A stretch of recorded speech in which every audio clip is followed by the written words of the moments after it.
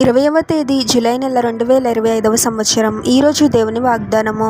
1 సమూయేలు 25వ అధ్యాయము 6వ వచనము. నీకును నీ ఇంటికిని నీకు కలిగిన అంతటికిని క్షేమమవును గాక.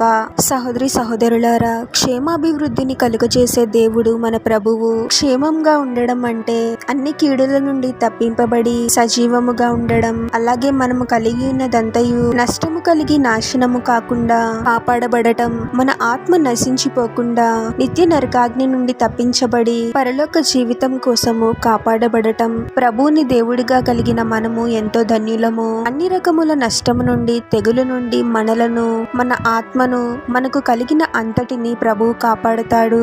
ప్రభువునకు నమ్మకంగా జీవించే వారిని ఆశీర్వాదములు వెంటాడతాయి. మనము, మన కుటుంబము, మనకు కలిగినదంతయు క్షేమంగా ఉండాలి అంటే ప్రభువునకు సమర్పించుకోవాలి. ప్రభు యొక్క సహాయం కోసము ప్రార్థిస్తూ అన్ని రకముల కీడుల నుండి, తెగుళ్ళ నుండి కాపాడమని ప్రభు యొక్క సహాయం కోసము మొరపెట్టాలి. అన్నిటికంటే ముఖ్యంగా ప్రభువునకు నమ్మకంగా జీవించాలి. అప్పుడు మనకు కలిగిన అంతటికీ క్షేమం కలుగుతుంది. ప్రార్థన.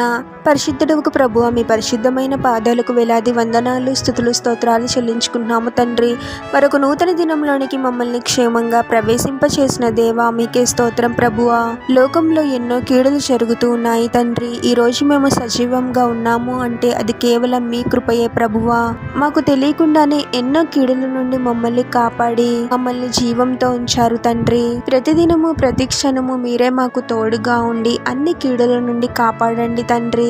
మాకు కలిగి ఉన్న ప్రతిదీ మీరు అనుగ్రహించినదే తండ్రి. మేము అనుభవిస్తున్న ప్రతి ఆశీర్వాదము మీ యొక్క కృపయే ప్రభువా. మాకున్న సమస్తమును మీ పాదాల చెంత పెడుతున్నాము తండ్రి. మీరే అన్ని రకముల నష్టముల నుండి, నాశనము నుండి కాపాడండి ప్రభువా. ప్రతి విషయంలోనూ మీకు మేము నమ్మకంగా జీవించాలి తండ్రి. అటువంటి కృపను అనుగ్రహించండి ప్రభువా.